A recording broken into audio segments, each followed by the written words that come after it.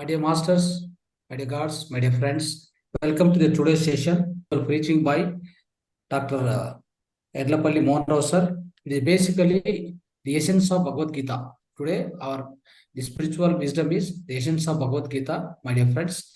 So this will be this Vijnana, this wisdom will be provided to us and it will be taught to us by Dr. Y. Mohan Rao sir. So Y. Mohan Rao sir is a Gitacharya and founder and chairman of Swartha Bharati. So Swartha Bharati. At the same time, my dear friends, he got Lifetime Achievement Award and doctorate by IB University, Bangalore.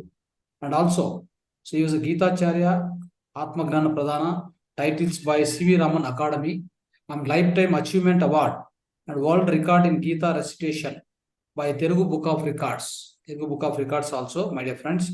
So, and gold medal in Bhagavad Gita by CNT Deemed University, and he has conducted about 3,500 workshops in Satya Sodhana, Shakti Sadhana, in the name of Satya Sodhana and Shakti Sadhana, my dear friends. That is empowerment through self-education.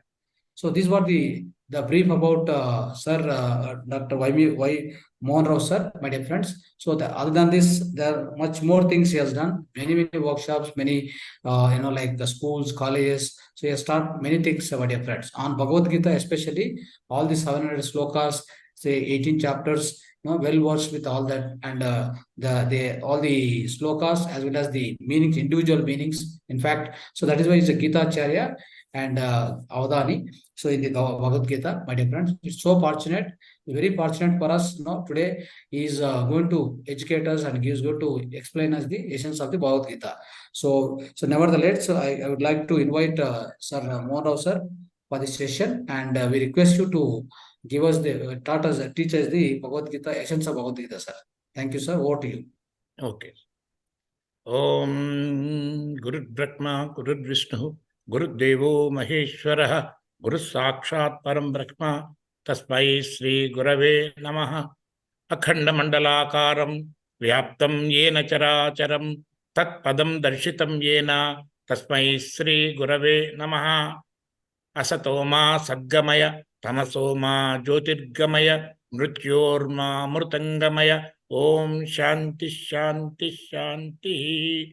Om Trayambakam Yajamahe, Sugandhim Pushtivardhanam, Urvarukamiva Bandhanat, Mrityormukshiya Mamrutat. Om Shanti Shanti Shanti. Om Sahana Bhavatu, Sahanau Bhunaktu, Sahaviryam Karavavahai, Tejasvinavaditamastu, Ma Vidvishavahai. Om Shanti Shanti Shanti. Today you are going to know the essence of Bhagavad Gita, which is regarded as the highest scripture on the face of the earth, considered by even the super scientists, not only the religious people and devotional people, but the highest scientists, including the Einstein, who, in fact, Einstein is a super scientist whose discoveries are so deep, so delicate, and his discoveries could not be understood by even normal scientists also so easily. Such a super scientist. So, world, all the countries, the scientists and other people were totally praised Bhagavad Gita. So they considered Upanishads, lot of Upanishads are there, which are the essence of all Gitas. See, there are Vedas which take about 20 years for becoming a little master in Vedas. It takes 20 years. At least if anybody wants to go through or learn one Veda, it takes about 6 years minimum. So all the Vedas, if anyone wants to learn deeply, it takes about 20 years. But the essence of all the Vedas, which take a lot of time for us, the essence of those Vedas is given in Upanishads. Upanishads, they say, a lot of Upanishads are there, but about 100 and odd Upanishads are available at present, and out of that 10-11 Upanishads are very common and famous. At the same time, even 10, 11, 12 Upanishads to go through, understand, it also takes a lot of time. But the essence of all the Upanishads is again brought in and put into Bhagavad Gita. That is. And in Bhagavad Gita, there is one sentence. Traigunya Vishaya Vedaha Nistraigunya Bhava Arjuna Nirdvandvo Nitya Sattvastaha Niryoga Kshema Atmavan. See, all the Vedas, they teach us about the external things for our body maintenance and for our development, physical development, construction of temples, vehicles, and finding new medicines in Ayurveda, like that. All the things for a human body to maintain it in a better, good condition, what all the things that has to be known, all such things, and for make a life more powerful and happy, enthusiastic, what all the required things are given in Vedas. But here, Bhagavan in Bhagavad Gita, 45th sloka of the second chapter, he says all the Vedas teach you about how to live a comfortable physical life. But Traigunya Vishaya Vedaha Nistraigunya Bhavarjuna. You go beyond, because every person has got, is run by gunas, and those gunas are divided into 3 categories, that is Sattva Gun, Rajo Gun, and Tamo Gun. Sattva Gun, nature of balanced nature. And Rajo Gun is aggressive nature. And Tamo Gun is ignorant nature of a person. So our behavior, our nature, behavior is divided into 3 categories, and that is Sattva, Rajaha, and Tamaha. Sattva is considered to be the better, normally considered. And Raja Guna, nature of Rajas, is considered in between, and Tamaha is the lowest nature of the person. So it is balanced nature, Sattva Guna, aggressive nature, Rajoguna, and ignorant behavior without proper thinking and planning is Tamoguna. So, like this, a person behaves while trying to acquire different things for his material requirement and to fulfill his desires. But here, the Bhagavan says to Arjuna, the Vedas all are going to teach you all about the material requirements, which you, without going through Vedas or otherwise also, you know many things. But you go beyond the Vedas, beyond the 3 qualities of the normal person.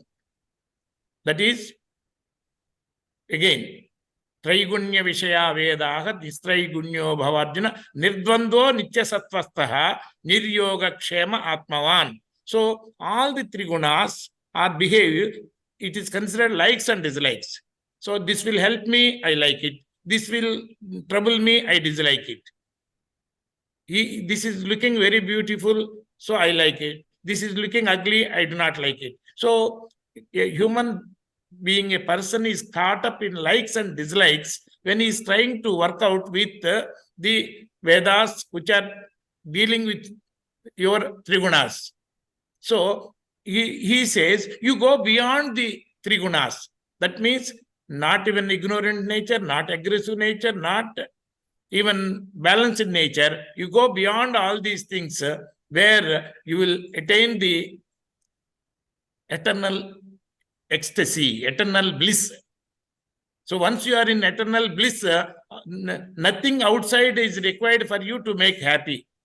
For normal persons, when with outward behavior, when his mind is always connected with the 5 senses, and through 5 senses, so many things I like this music, I like that dance, I like that picture.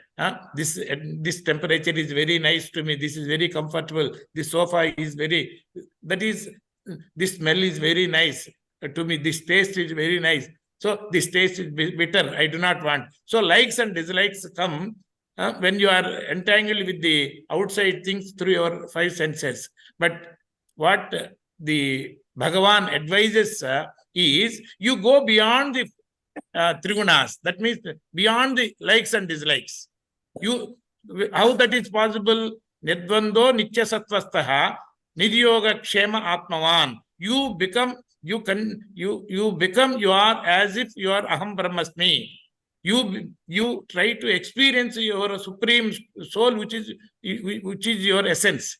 You try to experience when you go beyond all the three qualities, trigunas, sattva, rajas, tamo guna, you start experiencing the eternal bliss, which is nothing but the supreme soul, which is present in all of us equally.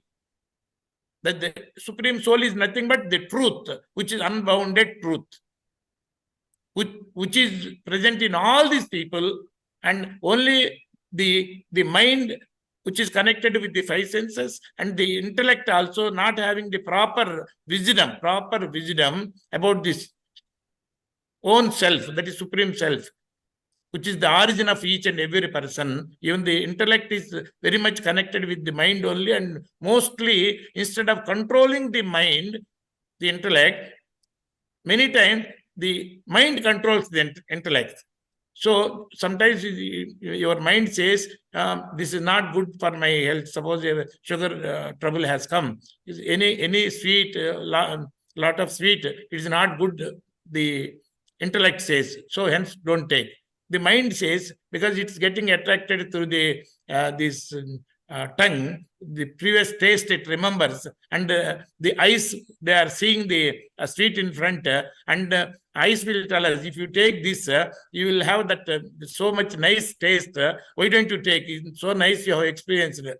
Repeatedly, when the mind repeats, at least let me have for short time. Only this particular time I will take. Next time I will not take. Like that, the mind goes on harboring about taking because of it is caught up with the taste which through the tongue the mind has enjoyed. So ultimately, though the intellect says not to take it, but when the mind so many times repeats the same desire to the intellect, the weak intellect, which is not backed with this very doubtless wisdom, because it is not a complete wisdom. Whatever knowledge we have got wisdom, that is also having some doubts. And any knowledge, if you have, if it is not firm enough, so it will be carried away by the external things. So the mind, which is caught up with the external thing, controls the intellect. So intellect becomes a subordinate instead of becoming a master of the mind. So then we do things just for temporary happiness. So ultimately, we will have a long-term suffering. So a person who takes a sweet which is not good for his body, after 24 hours, he will be feeling, why I have taken unnecessarily, I should have controlled my mind. So I was I became weak, I took it unnecessarily. What will happen? So unnecessarily took this.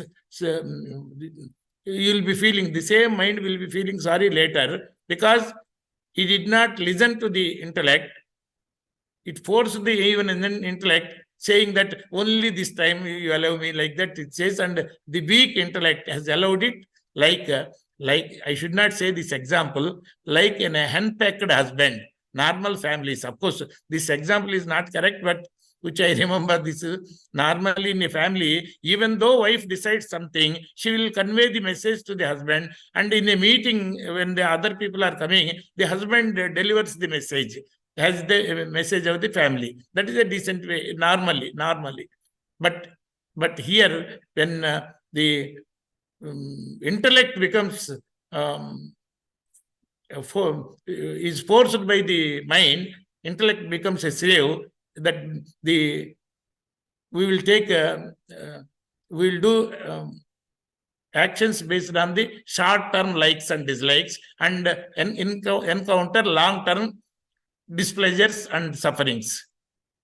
So, same sloka says, yattat agre vishamiva, vishendriya samyogat yattat agre amrutopamam.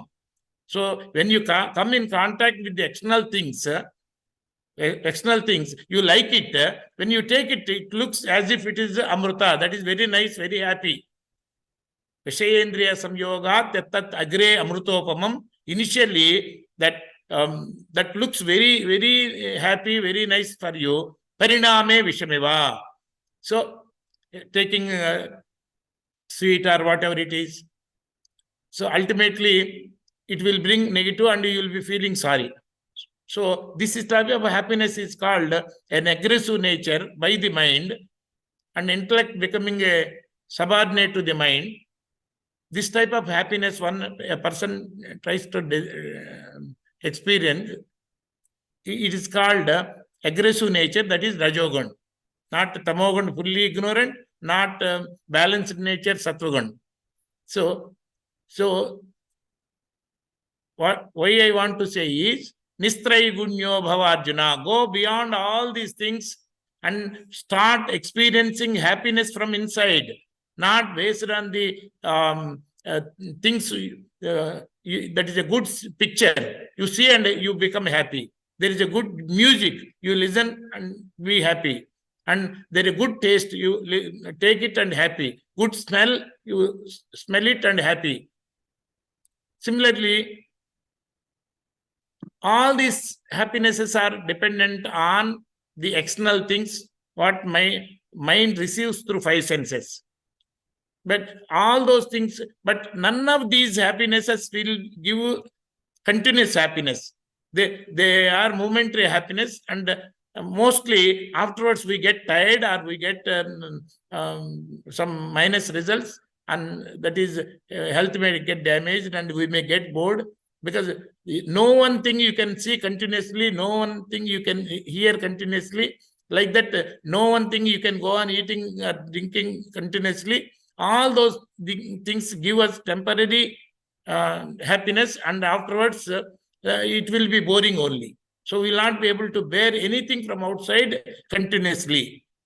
So whereas we want a continuous happiness, continuous non-stop happiness, and outside things are changing things, and even if a thing is not changing, the happiness what we experience when we see it at the first moment, the same happiness will not be there later on.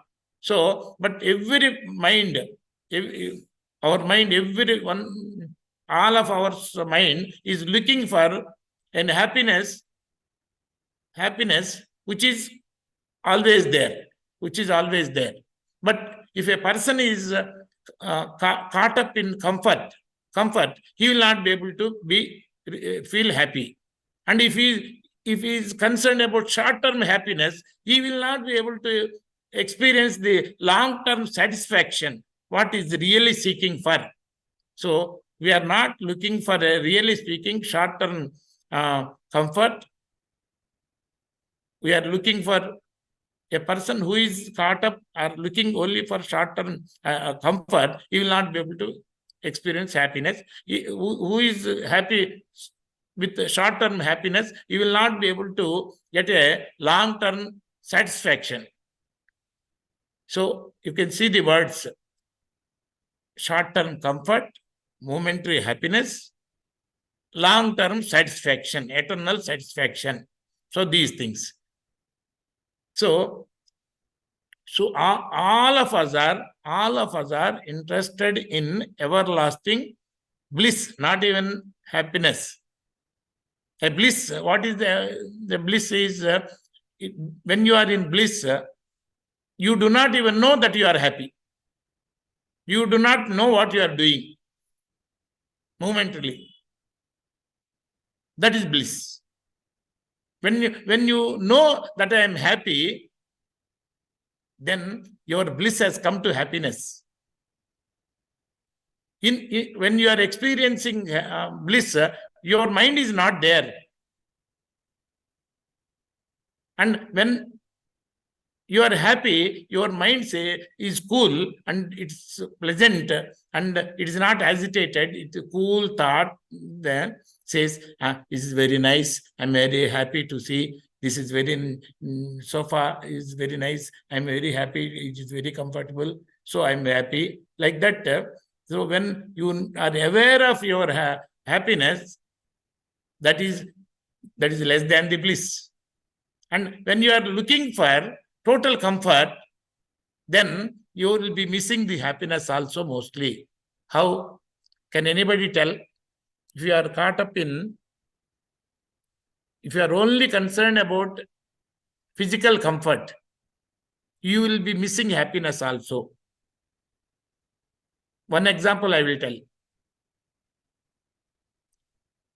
So we have not entered Bhagavad Gita. So Bhagavad Gita will give solution for all these things. That means all these things is finding the way for eternal bliss and straight away traveling towards that is the solution for all these things, problems. And Bhagavad Gita gives that answer and the path to that. And because all of you are being taught meditation also, you are already traveling in that route. What Bhagavad Gita gives you is, it clears up your doubts. Because in meditation and other things, sometimes many doubts you will get. What is that I have to get? What I am getting? What is that I have to get? What is ultimate? Who am I? Who are others? So many things. What are gods? What is Bhagavan? What is Paramatma? So many doubts we will be getting. So, to have very good clarity, Bhagavad Gita is required. So, I tell you, I wanted to tell one example that if you are looking for only comfort, you will not be able to have satisfaction. So, what example is, see, a group of people, particularly young people and all that, we go to a picnic, and in that picnic, they went to the hillside, and the hill is full of rocks and other things, and people put a camp and some preparations and everything are also going on. In between, some people thought, why not we climb the hill meanwhile? So said, we'll go ready and all that. So in between said, so whoever goes to topmost this thing and comes back, he will be the winner. So, and after, within some time, okay, what going and coming, it's not a big thing. We are having all shoes and other things. So greatness is in these hard stones, we should go even without shoes or chappals. Somebody proposed. Others said, yes, challenge, I will go. So everybody removed shoes and other things. They started jumping from one small stone to the other stone, and 20-30 people, they were climbing like things. So they came and running. And many of them are small injuries and some scratches because of the nails. That is, trees will be having thorns. So like that, small bruises and other things, a little bleeding and so much tired and all that. So some people came, and whoever came first, they congratulated and all that. Now, everybody went and came down also, but some people, they wanted to go, but their parents are they stopped them because you will have injuries. It was very tough. It will trouble you and all that. So some people did not go for, because it is not comfortable. It is painful also to little extent. It is not breaking. It is not comfortable at all. So looking for comfort and not to trouble themselves, some people stayed back without going to the top. Now I want you, because they were caught up in comfort and not to have any small risk of physical strain also, what will be their condition? All the people who went to the top and came and tired also and all that, they are happy so much. They forgot themselves during that time. But the people who have not claimed, what will be the status? Will they be really happy? That means I should not say one example, but delivery, a mother, the very tough job is to give a delivery a boy, a child. It is very troublesome. I need not tell you, people know very much. And anybody is only bothered about comfort, no lady will go for a second child because it's so painful. Thinking that it's very painful and all that, they want to avoid children, they will miss the happiness of having children and happiness with those people. So being caught up in comfort, we'll be missing happiness. And if it is a temporary happiness, we'll be missing a long term. Because nowadays we are getting temporary happinesses with so many things, so many occasions. Every one of will say 100 times, 100 occasions where I was happy, but no one will say I am totally in bliss throughout my life. I am continuously happy. Nobody will quote. When you are happy, tell me, means you will tell only few occasions. But whereas our desire is to have eternal bliss, continuous, non-stop happiness. It is not just happiness, and happiness is a condition. Supreme happiness is a condition where you do not even know that you are happy, you are in bliss, and your mind practically does not exist at that time. That is bliss. That is being with yourself. Your mind being with yourself totally. So this is Namaha.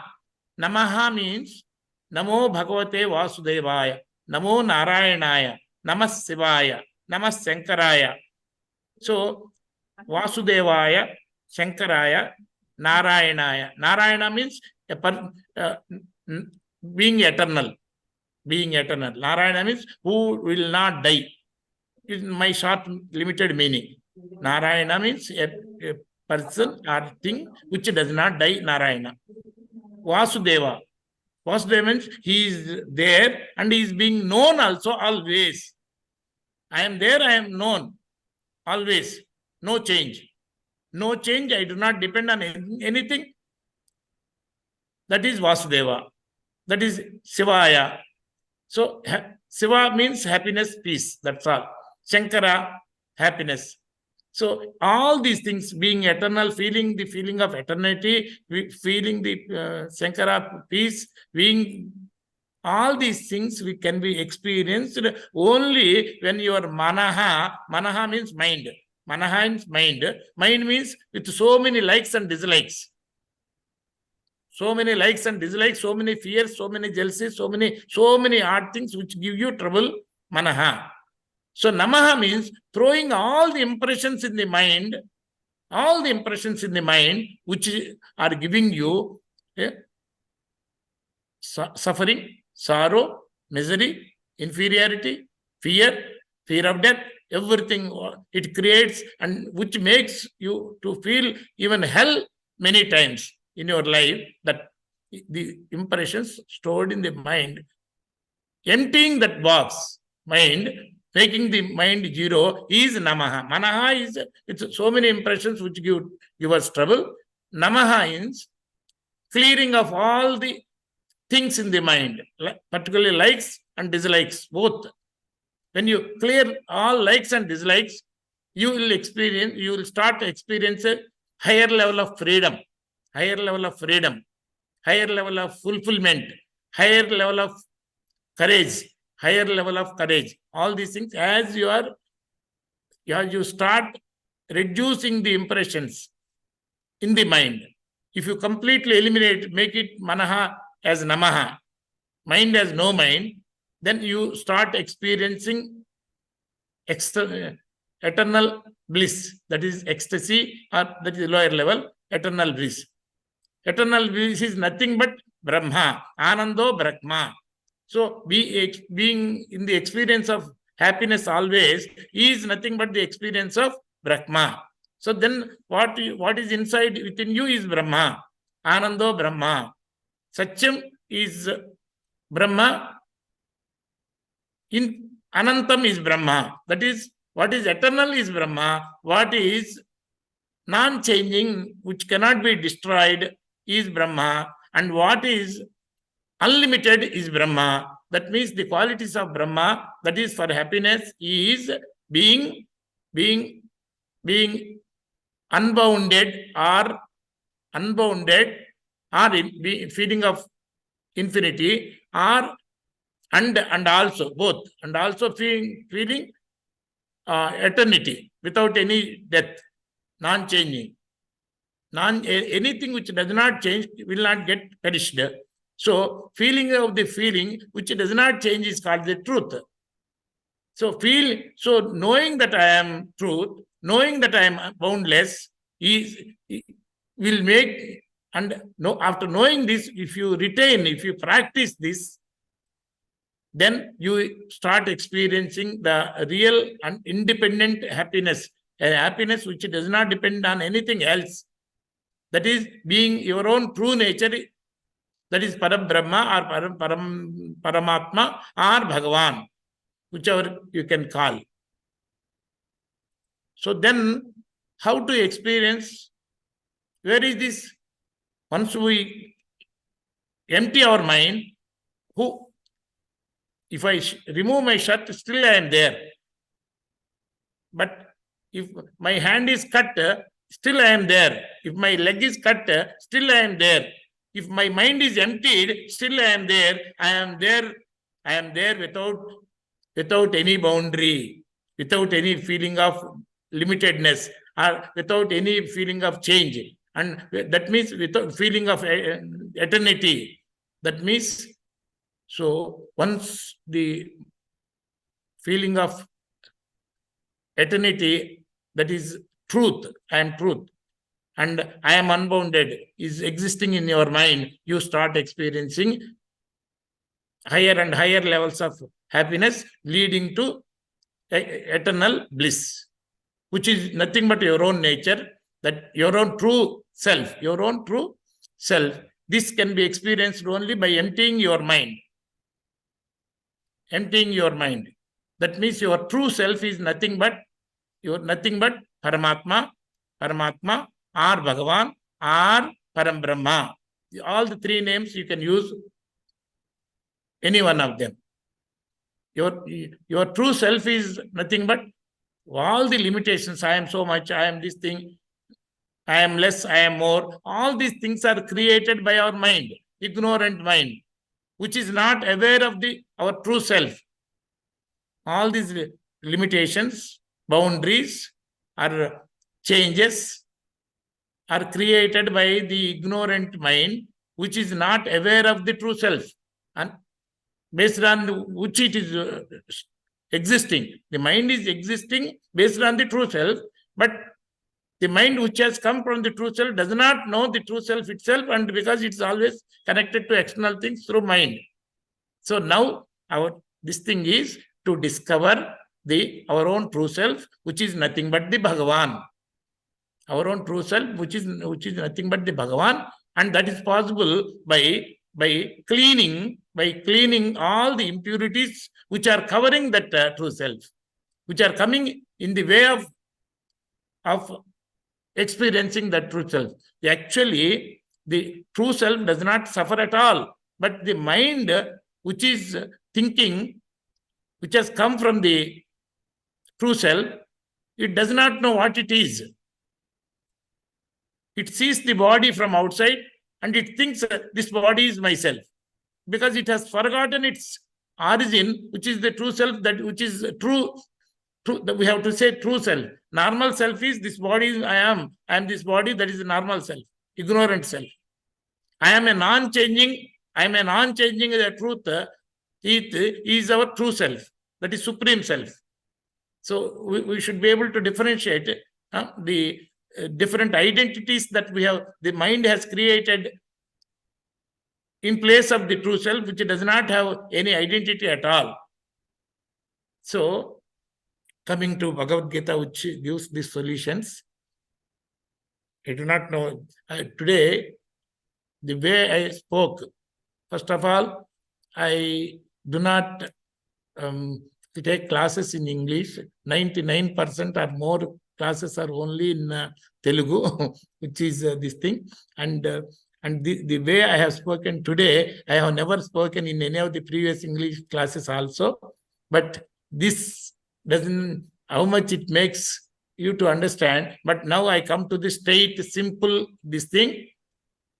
Now you have forget about what all I have talked so far. Now we are straight away trying to understand what is Bhagavan, what is yourself. What is the difference between these two? Are you ready? Are you ready? For this, Yes, for you to understand what is Bhagavan, what is yourself, my contribution to you in knowing this is 5%. Your contribution should be by way of keen interest, 95%. Because you are within this body, which you know yourself, I do not know yourself. And the Bhagavan, none of our, we can see with external eyes. So neither we are aware of the Bhagavan, or Paramatma, or Parabrahma, nor individual self.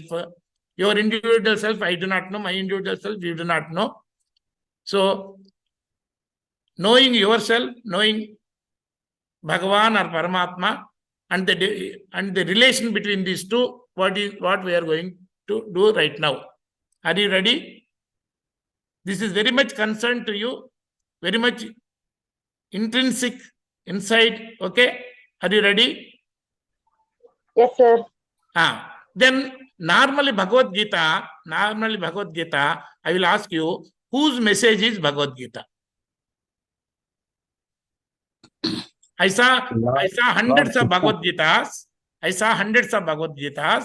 Whose message is Bhagavad Gita? You may not have read Bhagavad Gita, I agree.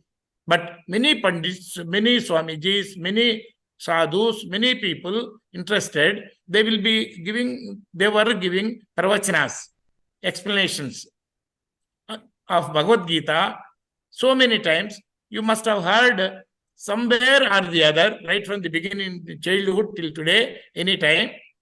Even we see in movies also. Now I am asking you, you should answer with your intelligence. Whose message is Bhagavad Gita? Lord Krishna's message. Last, the Krishna's message. Okay, any other person? Krishna's message to Arjuna. To whom I do not say. Actually, it is to us also, because otherwise we will not be bothered about Bhagavad Gita right now. But to whom, let us forget, I agree. But whose message it is? Krishna's message. Krishna's message. Now, two answers. Any more people? Bhagavan. Yes, Krishna's message. Lord Krishna. Three answers. One person was telling, one of the participants is telling us the Bhagavan message. Lord Krishna, sir. Lord Krishna. So many people. Lord Krishna. Lord Krishna. Paramatma's message to Atma, sir. Paramatma's message to Atma. Oh my God. Very, very great answer. Okay, let us take this apart from that. One of the participant is telling as the Bhagavan also. Who is that? Please repeat. Yes, sir, Bhagavan. Bhagavan Vacha. Yes, okay. It's the message of Bhagavan, what you say. It is the message of Paramatma to Atma. Our other friend is telling. Okay. So Bhagavan is nothing but Paramatma is nothing but Param Brahma. Okay. Now, is it Bhagavan's message or is it Krishna's message? So far, Krishna's message majority, Paramatma's message is minority. Okay. Now, straight away coming to the fact, there are how much will be the size of Bhagavad Gita? Normally, this is the size of Bhagavad Gita. This is one of the size of Bhagavad Gita. Okay. And another thing is, this is Sundar Chaitanya's the Bhagavad Gita. This is 1/4 size. You can see this thing. This is 1/4 size. Because book is becoming very bigger. He has made it as 4 parts. Part 1, 2, 3, 4. Total together becomes total explanation of Bhagavad Gita. So much is the size. Okay. Normally, even Gita Makaranda will be of this much size. Okay, this much size means ISKCON, this much size. And Gita Makaranda is slightly bigger than this, like this. Okay, but the real Bhagavad Gita is Inside. only this much size. Oh my God. This much size. See, if I put a namaskar and put this Bhagavad Gita inside, you will not show that there is a book. So in my pocket, I can put 20 Bhagavad Gitas of this type. But only thing, my eyes, I got cataract operation on both of them. Now without any glass also, I can read this, though the letters are a little small. That means they are not tiny letters. Reasonably letters, but small letters. But there is no explanation. Suppose this book is written in Telugu. Sir, is it okay? Hello? Sir, is it okay? This. Anything is okay. Why so much sizes I am telling? In this, either in Hindi or in English or in Telugu language, only the original slokas are printed. But all the letters may be English, Telugu, Tamil, Kannada, but the inner words are Sanskrit words. Sanskrit words. For example, aham atma goda kesha sarvabhutasaya sthita aham aditya madhyam cha bhutanam antayeva cha. This is Sanskrit sloka, this one. So, any language you read, you have to read like this only. It is, sound is same. The letters are different. Okay? Aham atma goda kesha, like that I was thinking. Yamam paramam guhyam mad bhakteshu abhidashyati bhaktim mai param krutva mameva yeshyasya asamsaya. And so like this, the sound is same, whatever may be the language, but the letters are different. So but because we do not know the Sanskrit words, in some way, in local language, they write the meaning. When they write the meaning in 2-3 lines, the size will increase. When they increase the size of the original slokas, the size will further increase. And just a little explanation will not make. When they give the each and word explanation, word to word meaning, the size will further increase. And by giving a small explanation of the sloka, we will not be able to understand. When explanation is given in a detailed way, we will be able to understand. So that's why Sundar Chaitanya's this is become so much. As the commentary explanation becomes more and more, the size will become more and more. Otherwise, all the 700 slokas, this is the book. This is the book. Okay, but there are at least 300 to 400 varieties of Bhagavad Gita's commentaries, as long as I know, maybe more than, but in none of these Bhagavad Gitas, it is mentioned as the word of Krishna. Everywhere it is mentioned as the word of Sri Bhagavan Uvacha, word of Bhagavan. Uvacha. And where Krishna it says, yes, Krishna, Arjuna, and a chariot, it is there on the cover. It is there on the cover. So nowhere it is there, always. And in Bhagavad Gita, the Bhagavan says, you give your mind to me, you give your intellect, surrender your intellect to me, you try for me, you keep me in your mind always, leave everything else. You think of only me, you surrender to me, I will give you everything. So he is asking always to surrender to him, to keep him in our mind, in our intellect, in our this thing, everything. So then whom we have to surrender to? Ananyas chantayanto mam yejanah pariupasate tesham nityabhiyuktanam yogakshemam vahamyaham. Manmana bhava madbhaktaha madjaji mam namaskuru mame vaishyasi yuktainam atmanam matparayana. Mayeva mana adasva may buddhim nivishasi mayeva ada urtam na samsaya. So like that he goes on saying, then whom to catch? Whom to catch? As per Bhagavad Gita, inside is Bhagavan. If you think Krishna's message, we have to catch Krishna. Where is Krishna? 5,000 years back he came and gone. So now I am ask you, on the cover page is Krishna and Bhagavan. Bhagavan is inside, Krishna is on the cover. In my opinion, when you ask for an item which comes in a very good packing, just because packing is very good, you do not start using packing and throw away the internal thing. Definitely you keep the packing aside and start using the internal thing. Correct? So Krishna is on the cover only. It's like a packing. Inside is only Bhagavan. Are they different or the same? Are they different or the same? Same. Are they same? How? If they are same, Krishna is born in a jail. Krishna died on a tree. Krishna, every one of us, Krishna means immediately we can remember some picture of Krishna with Murali Krishna, Gopal Krishna, Radha Krishna, so many things. You know how Krishna appears and how he does. So many things you know. He has got birth, he has got death, and he must have done many miracles. Many people also have done. Sai Baba, Siddhi Sai Baba have done miracles, Satya Sai Baba did miracles. So many, even Shankaracharya has done some miracles. And because 5,000 years back, much more miracles he must have done. PM Postman, PM Prime Minister. Though there is a lot of difference between these two people and their powers and this thing, both are human beings, both are born, both are changed, both have left the body. But what about Bhagavan? Will he have death? Will he have birth? Will he have... Come on, tell me, madam. No. Bhagavan is all omnipresent or is present in some corner of this world? Bhagavan, is he truth or he is also like a mortal like us, being born and going to die, this body like thing?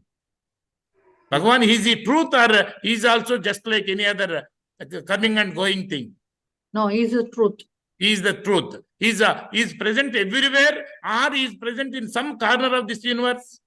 No, he is present everywhere, omnipresent. He does not have anything which is born is bound to die. So he does not have a birth, he does not have a death, and he does not change. Anything which changes will perish. Anything which changes is perish. A truth does not change. What does not change does not perish. So Bhagavan is the truth without birth, without death, and without being limited to any particular thing. He is omnipresent. Correct? Yeah. Are these qualities applicable to Krishna? No. Then how can you say Krishna and Bhagavan both are same? Narayan. So let us try to... Now, what you said? Bhagavan is present everywhere. If he is present everywhere, he is present in all of us also. Correct? Yes. Including Krishna, including Ramana Maharshi, including Satya Sai Baba, including Sai Baba, everywhere, he is present in all the people. Correct? There is no place where the truth, the Bhagavan, omnipresent, is not present. Correct? Yes. So, Bhagavan is the truth, non-changing, and he is omnipresent. Hence, he should be present in all of us also. So far, we never bothered to understand the Bhagavan who is present within us.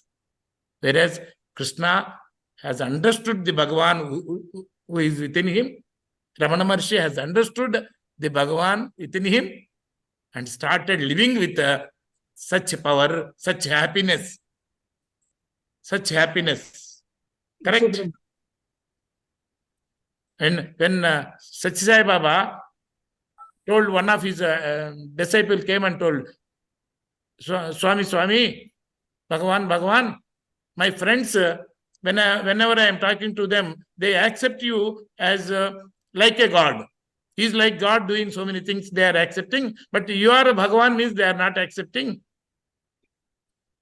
He's doing great things, godly things, divine things, they are accepting. But when I say he's Bhagavan by himself, they are not accepting.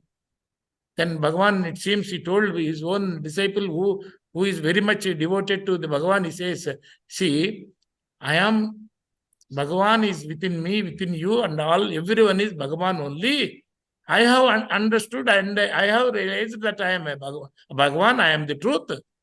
When you are listening to me with so much faith and all that, when I am telling you so many times, you have not realized that you are also a Bhagavan. How can those people know that Bhagavan is present in all of us equally? So, this is what is the message given to one of these sister. Now, shall we try to have direct darshan of Bhagavan today?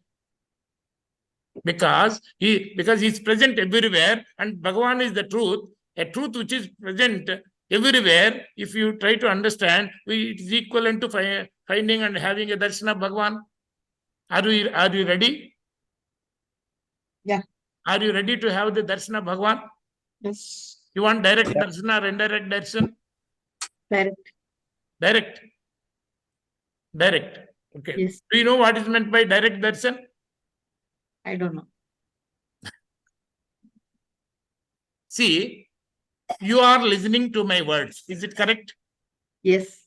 So now, of course, through the this computer, this internet, Zoom, and all that we are seeing, forget about this system. Let us think all of us are sitting in one hall facing each other. Okay? Now, I am able to see you, you are able to see me. That is okay. But let us forget about this computer, this through laptop, I am seeing you, through something else you are seeing. Forget about that. Imagine that we are all sitting in a room face to face, and I am talking, I am seeing you, you are seeing me. Okay?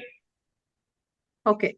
Okay. Then, are you listening to my words directly, or through your ears you are listening? You are listening my words.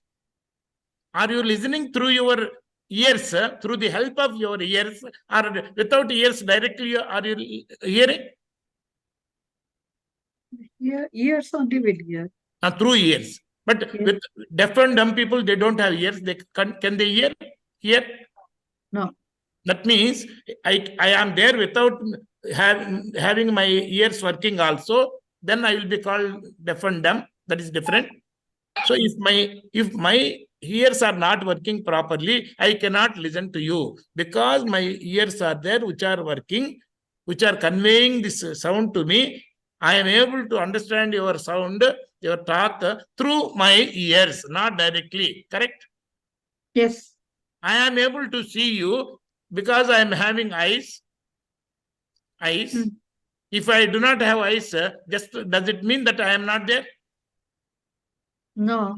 Without eyes also I am there. But I can see you only if my eyes are there. That means I am able to see you through my eyes and hear you through my ears and feel by touching this computer or anything through my senses. That is correct?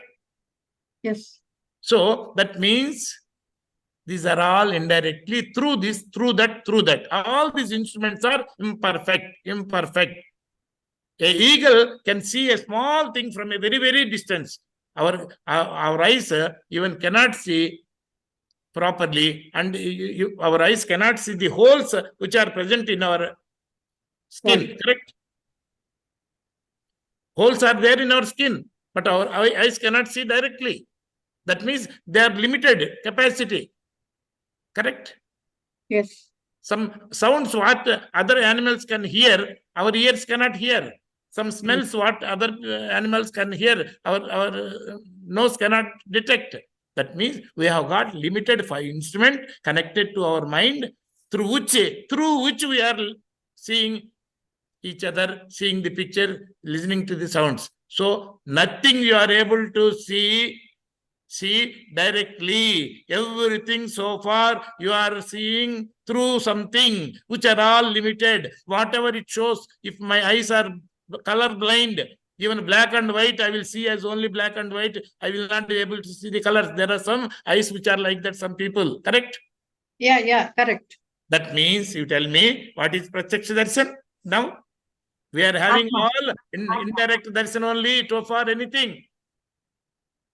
Then what is the Pratyaksha Darshan? Direct vision, direct darshan is With the Atma. huh? With the Atma. Don't bring me the word of Atma. When you go to your house, for example, from outside, when you go to our house and when you knock the door, somebody, your own people ask you, who is there? Will you say Atma? Or you will say I only? Yes, we'll say I have come. Will you say I only or Atman? No, I have come, I'll say. Yeah, that is correct. I only. I only, correct? You will say I only. Yes. Because Yes. they will recognize you. You will Yeah. say I only. You will not say Atma. Correct? Have you ever said? No, Have you ever used this word Atma in place of you? no. If some person who talks always Atma, Paramatma 24 hours, have you ever seen him? Who are you? Means I am Atma? No. Correct? So, are we connected to the word of Atma in any way? Anytime? Is it in your direct experience? I am Atma. I will say, I am seeing, I am talking, I am sitting, I am, always I am feeling. Direct experience. Correct? So the word Atma, we are not really connected with that. We have listened. You have heard through somebody and repeating that word. See, one person came to me, and in our house, one Swamiji came from Himalayas. He has done tapas 500 years, and that is known to everybody, and he is known to have very, very great powers. Suddenly, a satsang is going on. There are about 100 people, and this message has gone to so many people that a Swami with 500 years of tapas from Himalayas come, is having so many powers. So suddenly one boy came running, about 20 years age, running and pushing all the people aside. Pushing, he directly came to that Swamiji and caught hold of his both legs and pleading, please help me, please help me, please help me. What is the problem? What is the problem? The Swami asked. So I got some disease. And doctor told me, no, nothing can save you. You will not survive more than 2 months. I have gone through a number of people. Everybody said like that. Now I do not want to die. Somehow make me to survive. I will surrender all my life to you. I am very much worried, very much afraid, very much congested. This thing. Depressed. Everything he was telling. Then the Swamiji said, don't worry. Don't worry. Sit down properly. Leave my legs. Then the boy became very happy, very confident.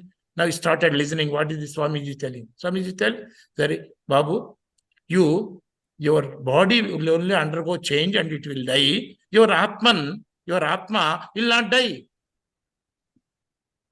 So this boy was staring at the Swami and could not understand properly. When the Swami saw his face, that he could not understand. Again, Swamiji repeated that, see, body changes and it dies. But your Atma will not die.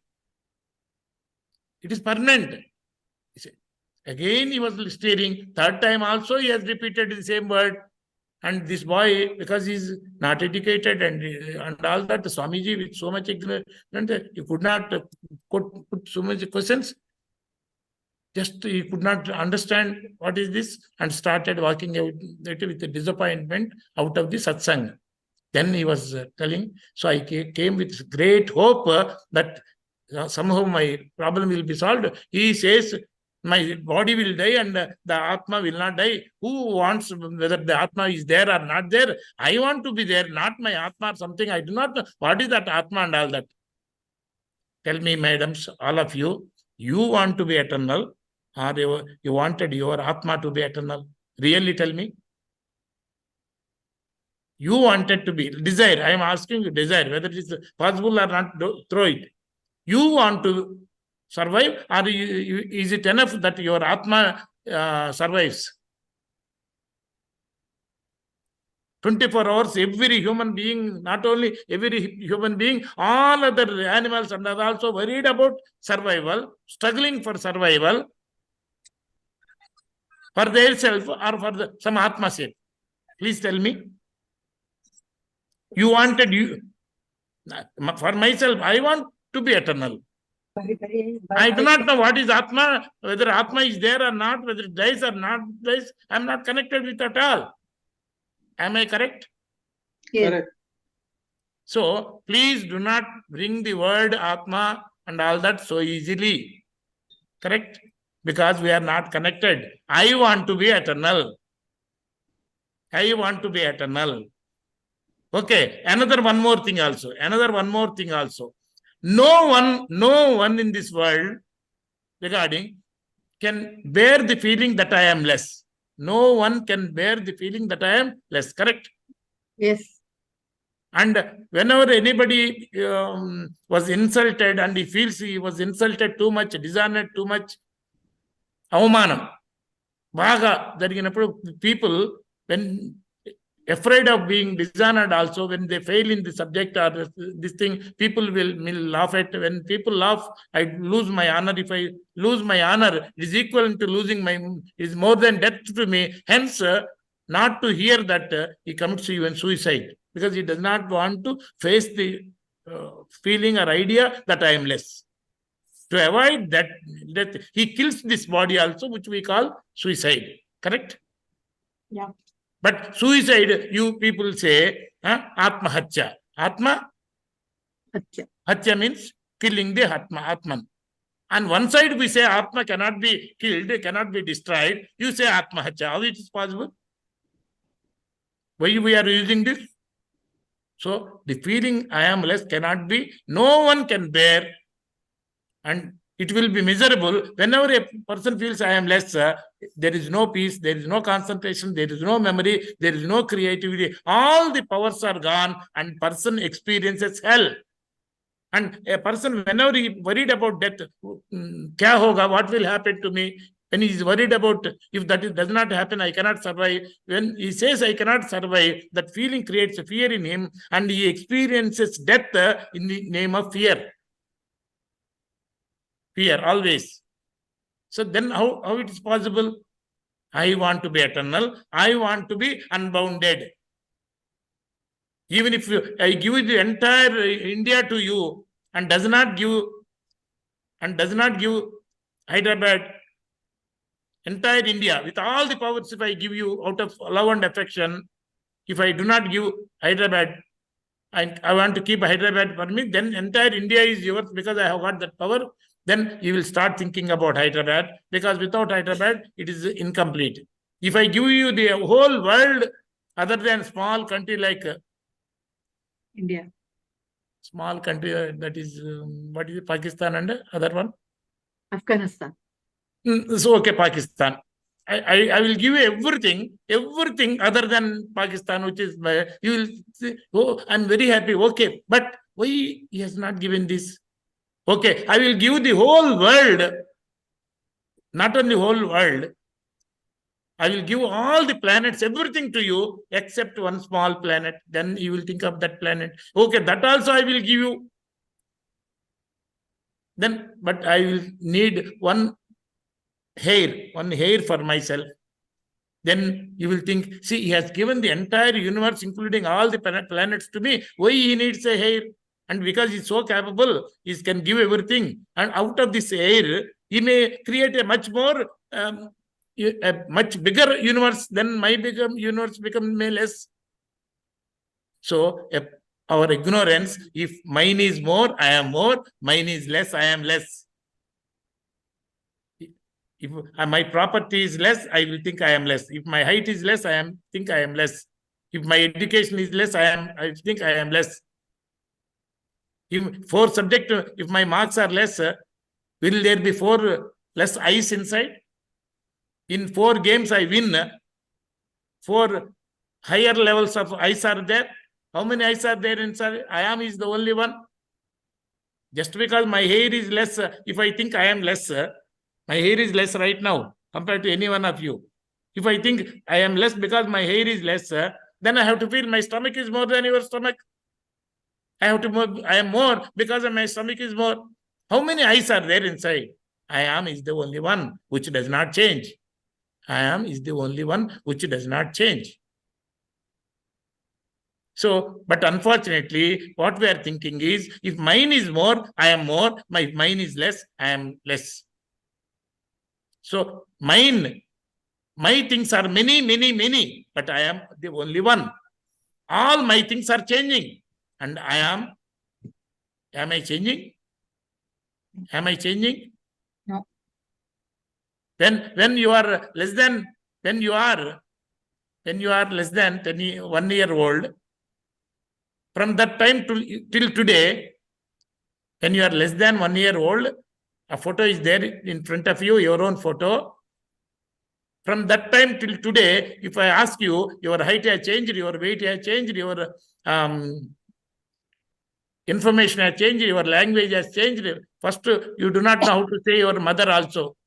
Now you know many languages. Your information within you has changed.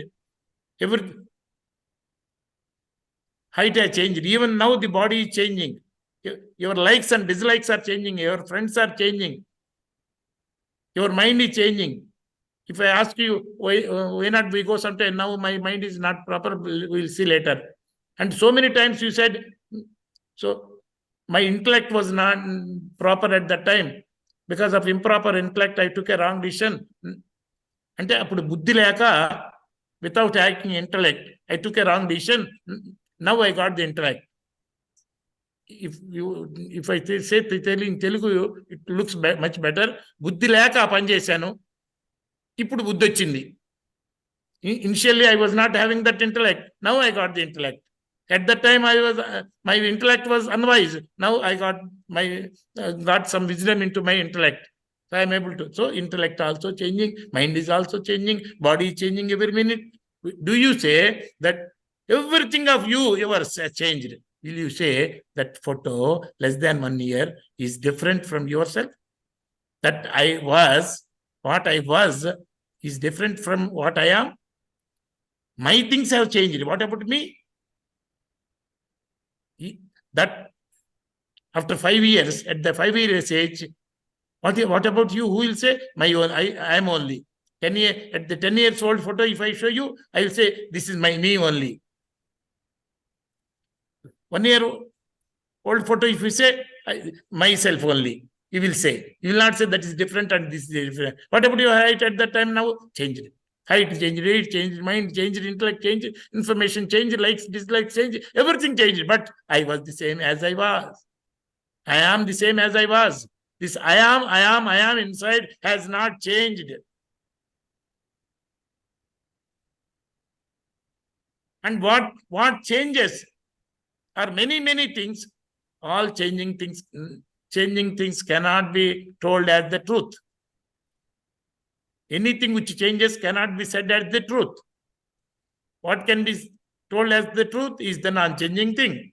I am is never changed. The feeling, though initially you do not know the language, you have got the feeling I am. A mosquito has got the feeling I am. A small elephant also knows I am. A person who cannot speak, deaf and dumb, also knows I am. That I am has never changed.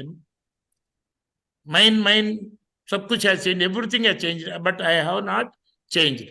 So I am is the truth. And this I am is same in all the people.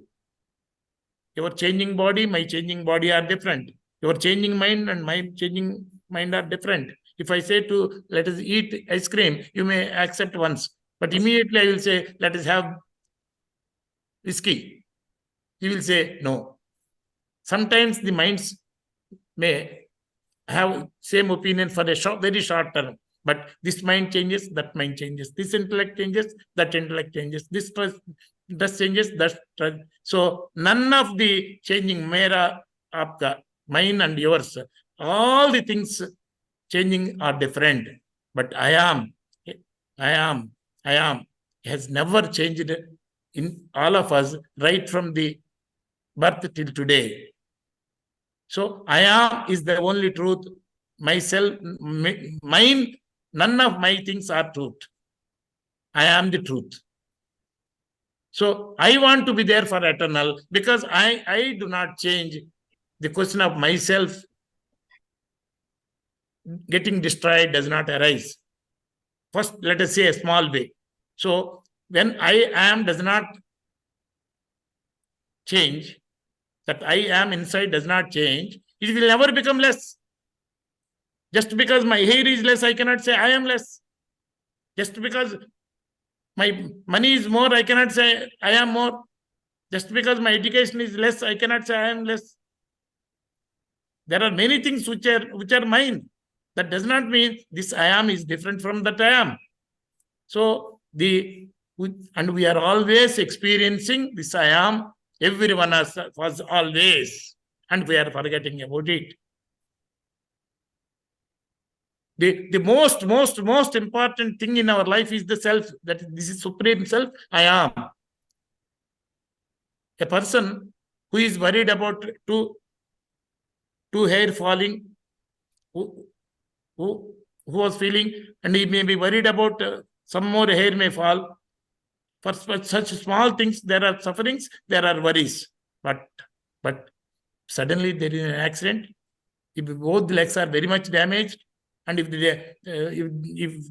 you cannot survive unless the legs are removed, nobody will say my legs are more important than me. So I am more important than my legs. So at least by removing the legs, nobody will say my leg is more important. If the eye is damaged, if the eye is not removed, your brain will get damaged and very difficult. Nobody will say my eye is more important than me.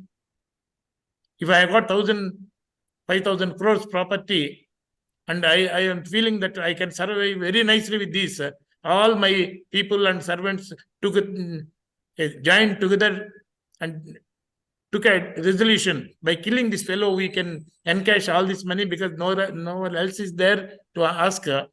I came to know just 5 minutes before they are going to kill me, and for the sake of money. Now, thinking that this 5,000 crores is more important, will I be there? Or thinking that I am more important, I will leave the entire 5,000 crores and escape. Now tell me, am I important? My hand or my leg or my eye is for myself. For myself. I am not for my leg. I am not for my hand. I want my hand for myself. I want my property for myself. I want the for myself. When I myself am non-changing eternal, I don't need anything. And even if I lose all these things, does not become 1 micron less. So the question of my being less does not arise. And all of us are afraid, are suffering because of the feeling that I am less. Because why you are thinking you are less? My hair is less, I am less. My property is less, I am less. But even if I lose the entire property, even if the 800 crore people scold me very, very badly, even if somebody cuts away my both legs and hands together, I am the inside does not change by a micron because it is non-changing eternal truth.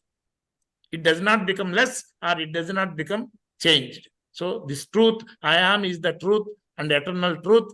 Whoever knows this will never think what will happen to me. We may say, what will happen to my scooter? What will happen to my job? You can say, what will happen to me? The question does not arise because nothing will happen to the self I am. So the question of what will happen to me is the meaningless question because myself is the truth and myself is unbounded. Like current is common to all the electronic gadgets. Even a small bulb behind the same voltage, big bulb behind the same voltage, rotating fan, same voltage, that current is unlimited. Like that, I am is unlimited, non-changing. The limitations are in the mind, in the intellect. So when this intellect knows that I am eternal, all the worries will go. When the intellect knows that I am non-changing, the question of inferiority does not arise. Then a person, you know that I am is the truth. The question of less is not there. Everybody will be in a fully satisfied condition because it does not become less. So he experiences full satisfaction and always satisfaction because I am is non-changing always.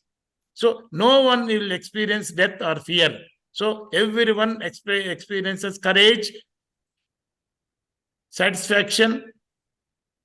So doing anything with satisfaction is the dharma, knowing that I am truth, and with that experience, feeling satisfied, and with the total satisfaction, doing anything with satisfaction is dharma. Thinking that I am lesser, if I get something else, then I will be full. So ignorantly, if I think I am less and I will become full only when I get something, that means for satisfaction, for fulfillment, if I try to get anything, it is adharma. For the sake of satisfaction, if I am trying to acquire anything, it is adharma. With satisfaction, whatever I am doing is dharma. For survival, if I am trying to do anything, it is adharma.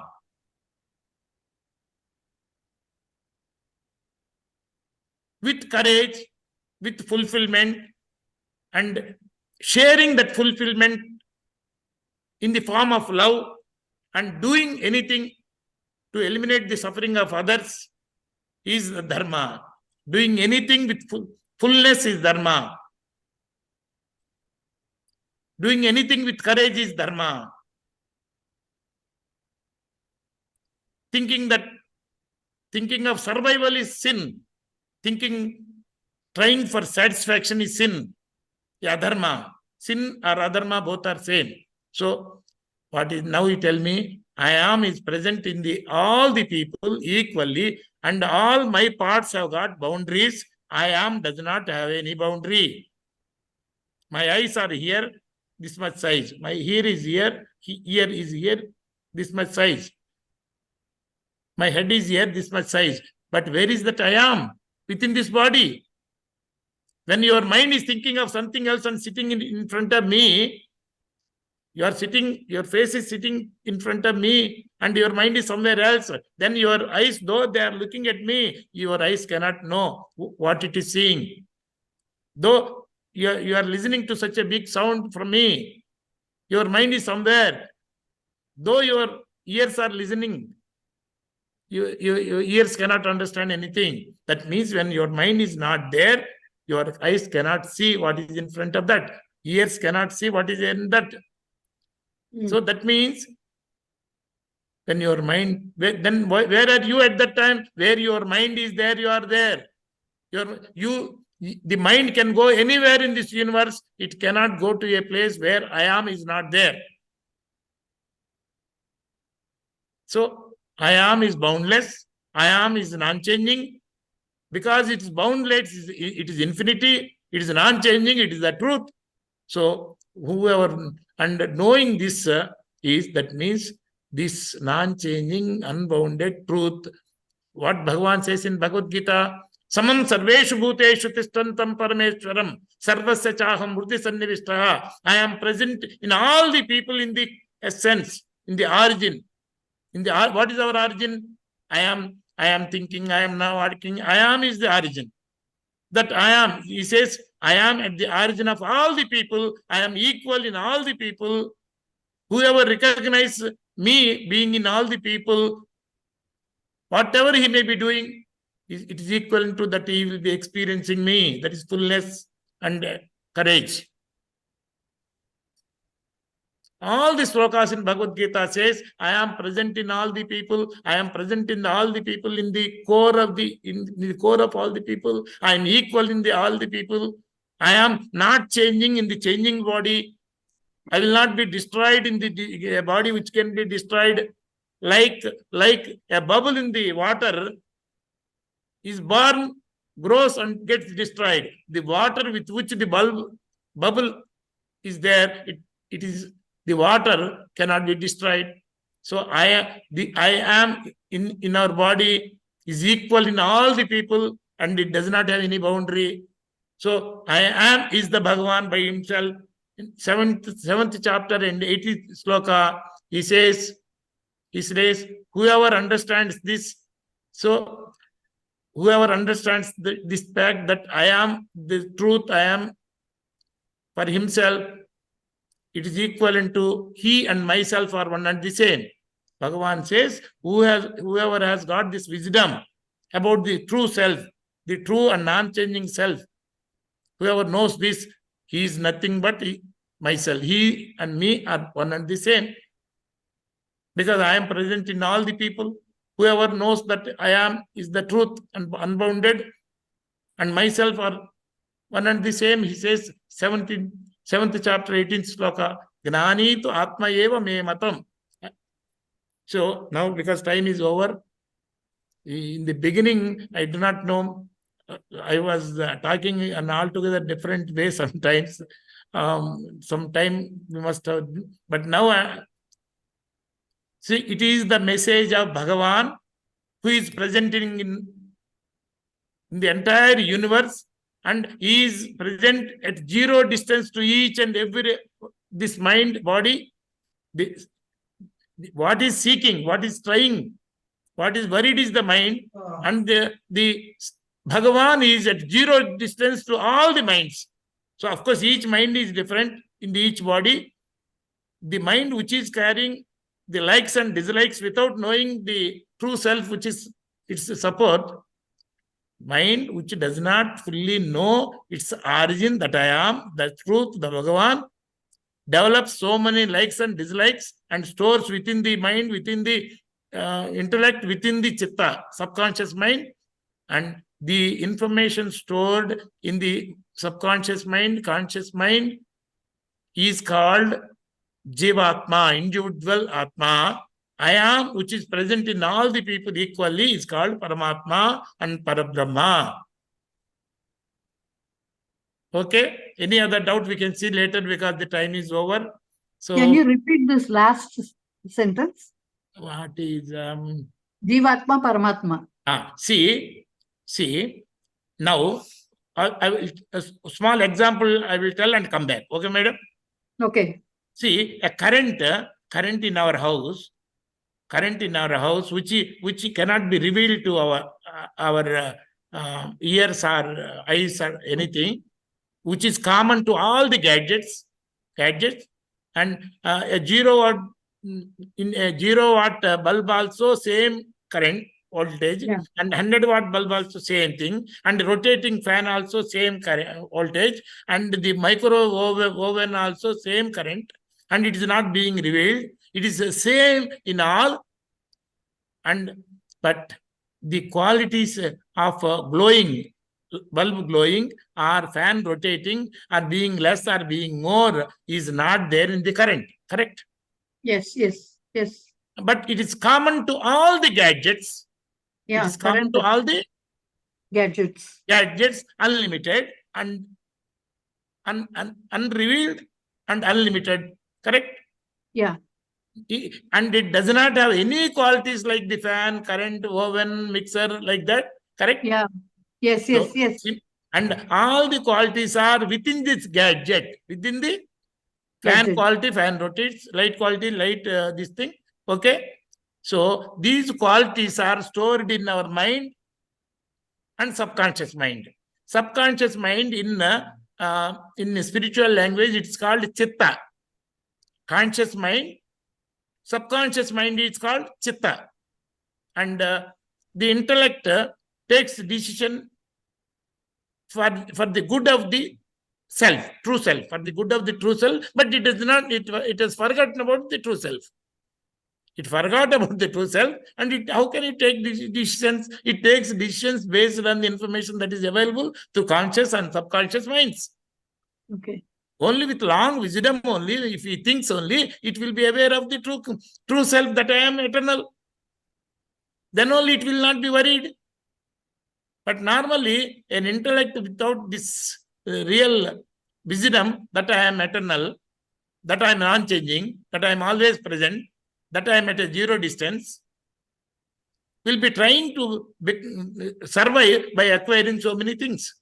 But if a bulb fuses, bulb with this quality, Jivatma, if it fuses, the current will not die. Correct, madam? Yes, yes. So even if this body perishes, but one thing is there. But one thing there, a computer working also, same current is coming. Same current is coming. Computer is hardware. It does not have anything by itself. Whatever information we have put into the computer, it starts working with that. But if some fault comes, and if the data is taken to that pen drive, because computer developed some fault. So if the computer is destroyed, the data is in the pen drive. If it is taken to some other computer, so all the functions it will do. Correct? Yeah, yeah. So if this body perishes before this mind gets satisfied by getting all things it wants, because it got so many likes and so many dislikes, so it is not able to destroy all the dislikes it has got. It is not able to acquire all the likes what it wanted. So many likes and dislikes are pending in the mind. So, but the body is not able to do anything because it is destroyed. So, this mind, which is more powerful than the normal body, is like an electromagnetic wave. All the impressions will travel from one body and search for another body to utilize those, to fulfill that likes and dislikes. Okay. But these are the information. The Jivatma is nothing but the impressions with likes and dislikes within our mind and subconscious mind. Whereas I am, which is always known to you, it is unbounded, single. Now you tell me, madam, whatever likes and dislikes our mind is having, are they more important to me? I am more important.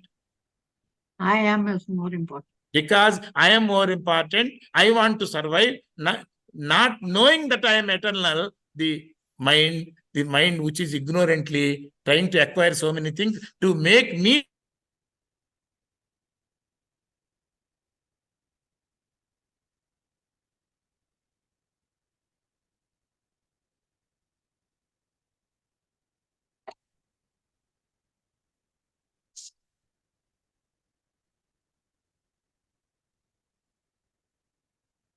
whereas I am truth. I do not change. I do not get destroyed at all. The question of survival does not arise. Once you know this information, you will never think, if that is there, I will survive. This body is continuously dying. So many cells are dying. All the 800 crore people together, all the God's people together cannot make this body to survive forever.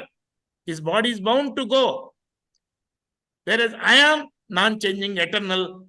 No power on the face of the earth can change me. I am this true self by even micron. The true self cannot be altered, even if by all the gods together, all the 800 crore people together also cannot change this I am what we are experiencing always, even by a micron. All the gods together, all the 800 crore people together cannot save this body. So the body is bound to go. A wise intellect, wise mind thinks how best to utilize the body, which is temporary. So a wise mind will never think of survival. It will try to utilize the body as long as it is available. Because I am not dependent on this body. Even if the body is not there, I am there. Body comes and goes, mind comes and goes, everything comes and goes. But I am not coming and going. The only one thing what is there, what will be there is I am. Rest everything in your mind Rest everything in your mind is acquired through five senses. Anything I ask you about your relations, your education, your height, your this thing, you will answer only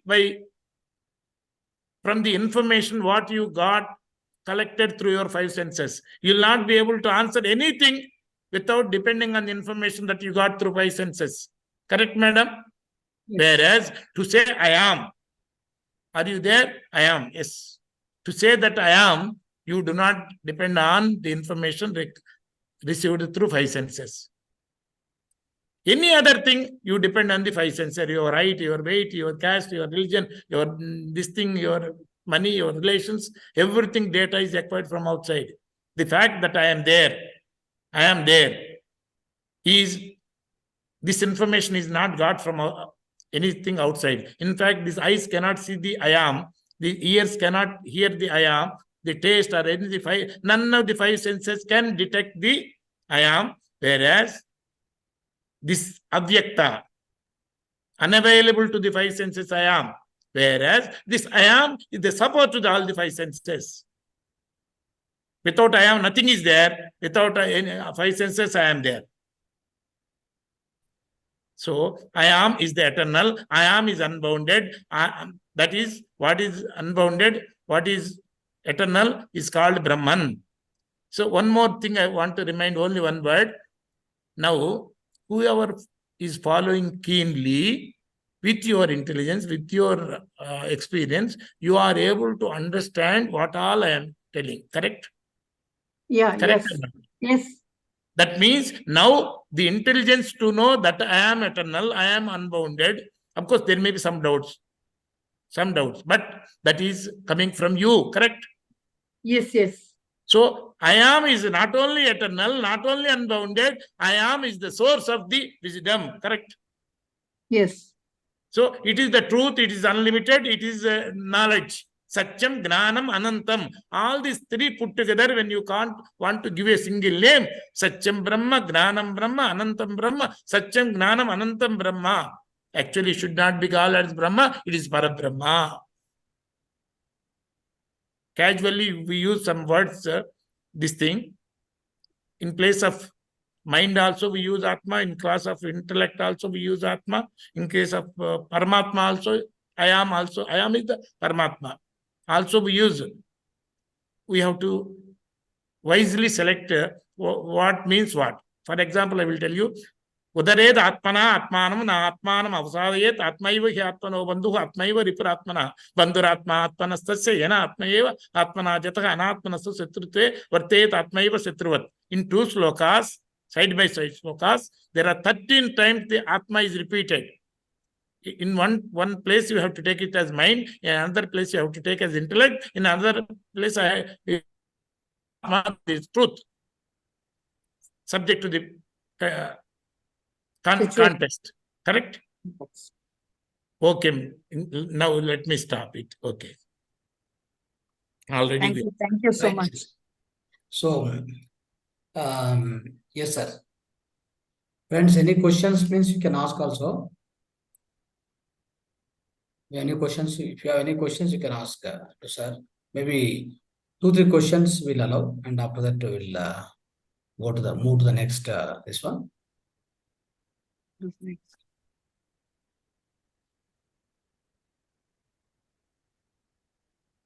Or want to ask question, please ask. Rangaswami ji and Bangalore people are helping me one way and troubling me another way. Troubling me to make me to speak in English, which I am not familiar, and because the knowledge very, very delicate. Sarva guhyatamam, guhyat guhyataram, rahasyam, rajaguhyam. These are the words used in Bhagavad Gita about this I am. Highest of the highest secrets, he says. Yes. Not in one place. So many places. But it's very nice, sir. I mean, your presentation and your so far what you have explained, everything is gone well, and it's not that it is not come properly. Everything is nice. So, friends, anybody want to ask any question, you can please ask. Yeah? Sir, maybe 1-2 questions, then we'll move on. Namaste, sir. Namaste, namaste. Go ahead. Tell me. Sir, how can we give up our desire addiction? You yourself told that addiction.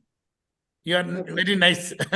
See, a drunkard, whiskey or Yes. something, Okay. who because of his addiction, he creates trouble to himself, to his family, financially, he loses respect, everything. He knows also he wanted to get rid of that addiction also, but he is not able to get rid of, because addiction itself means getting caught up very strongly. Okay.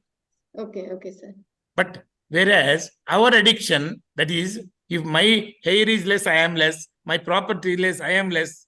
So a non-changing self, we are imposing a changing condition based on,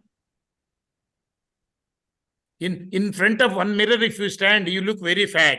In front of other mirror, if you stand, you look very thin, like that. In fact, you are not changing.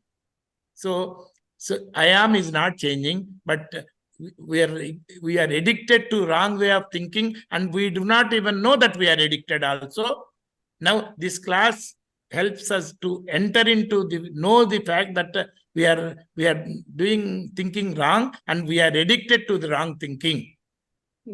See, already you are in the right track, in the right hands. That is the meditation, Yes. which is calming down the mind, where your intellect becomes slowly powerful. It will be able to control the mind. In the beginning, when the new driver will not be able to control the steering if the vehicle is going at a higher speed. So you will make slow speed and then control. Afterwards, it can be faster. So Okay, sir. beginning. So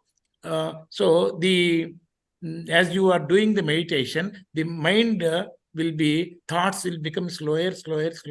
Then your intellect will try to take over.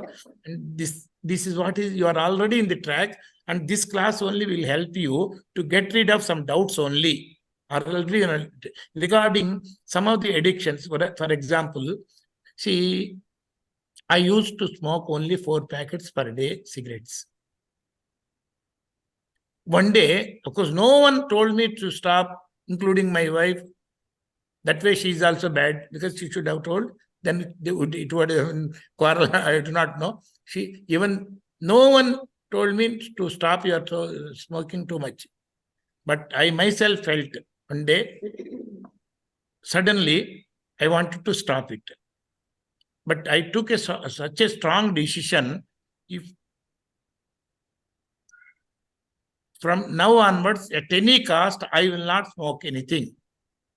Though I do not have a lot of belief towards any God, but we are in Hindus, and some sentimental values, something we'll be having. So when I took this decision, there is Vinayaka Vigraham there. Incidentally, it was this decision was near a small water, that's Saras antaru kadandi, that where we take bath in pilgrim places, that place. So after taking bath, then last cigarette I was smoking, I thought, why not I leave it? Because having come to this place, I should achieve something. And I know it's difficult. Then no more cigarette from now onwards, I took a decision. And I'm afraid by chance I may disrespect my stand. Then the Vinayaka Vigraha is there, which I do not have normally so much of belief. But at that time, because of the feeling, something bad I want to come out, then I took one thing. If I smoke any more cigarette, it amounts to putting a cigarette on the face of Vinayaka, hurting him badly with this bad thing. I took that support, psychological support. Suppose some people, when they say, I will stop from today, I am promising on my daughter, something if they say, then they will become more sentimental. If they start to, mind goes this way, that way, then it comes to their mind, I have promised based on my daughter. Something like sentimental strength will come. So a too strong declaration in your mind. That means take a decision, strong declaration in your intellect. And intellect can control your mind. So I took that strong declaration. After 3 days, approximately, I started smoking a cigarette. How? In the dream. In the dream, I took a cigarette and I was about to put into my lips in dream. Then suddenly I thrown it. So I do not say I'm great. This simple one example that I stopped, that does not mean I have become a saint or anything. Similarly, one day I stopped drinks. Because I stopped drinks, I do not have the way of passing time. Then I took the Bhagavad Gita and started by hearting Bhagavad Gita. Not that Bhagavad Gita, after doing this thing, I stopped drinking. After stopping drinking, I do not have way of passing time. Then I took the Bhagavad Gita, put in my pocket, daily 5 slokas, just like that. So, Claps for you. very strong declaration in your mind. What is taken with wisdom, a wise declaration, in the strong declaration in the intellect, will be able to control your mind easily. That's what I can say. Already on the track, but these things, whichever you want, one by one, you can take. With wisdom you take.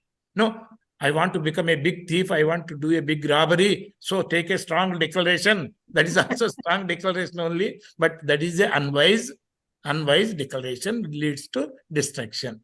Say, I will tell you, sir, in Telugu, you can repeat in వివేకముతో తీసుకున్న దృఢమైన నిశ్చయముతో కూడిన బుద్ధి వినాయకుడు.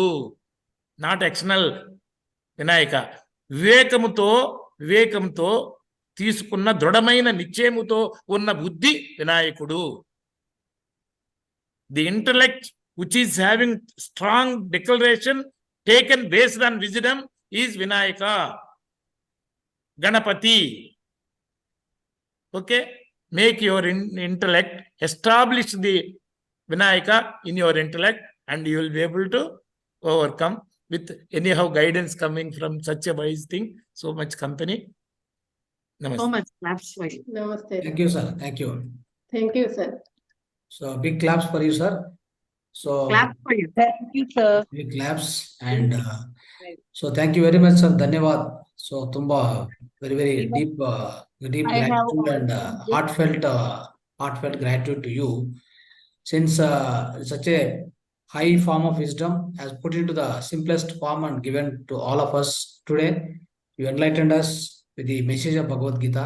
It's not easy to read so many chapters, so many slokas, 700 slokas and 18 chapters. So, but the essence of it you have put into in a simplest form where we can really now, when you go through Bhagavad Gita now with this understanding, you can easily You can understand better with this understanding. You can digest it now. Sometimes the explanation given by under the slokas by some people may not be very much relevant. Sometimes it may not give you proper understanding. Correct. To reinforce this understanding, what you have got already with your wisdom, that will help you as a satsang, but main wisdom is already there. So whoever wants to ask me any doubt or anything, anytime, you can telephone to me. Right. Anytime I will be available. Okay? Yes. Sir, I have this Bhagavad Gita with Hindi explanation also. Yes. My God, I can actually best is for me is Telugu. The second alternative you are seeing with difficulty, I am able to communicate in English. But Hindi means our Rangaswamiji, someone has to come to rescue. Because we can together learn, madam. Because when one person is anyhow, more people sharing this information is important. If I or someone else is speaking in one language, the other person can translate, it becomes a double reinforcement, because these points have to be repeated more than once anyhow. So if a perfect translator is there, we can become a real satsang with Right, different languages at a time also. Okay, Right, madam. sir. Thank you. Right, sir. Thank you very much, sir. Thank you very much once again. So, on behalf of all the masters and Mahavatar Foundation, so we again express our sincere, heartful thanks and gratitude towards this the great wisdom sharing to all of us, sir, Thank on you. this Thank you so much. on this day. Thank you very much, sir. Namaste. Thank you. Dhanyavad. All of you are free to contact me anytime. Sure, sir. Thank you, Thank sir. you. More than one missed call, I can call back also. Right. Yeah. Yeah. So I'll share your number, sir. The group I'll Okay. share. Okay. in WhatsApp group. Thank you very much, sir. Thank you.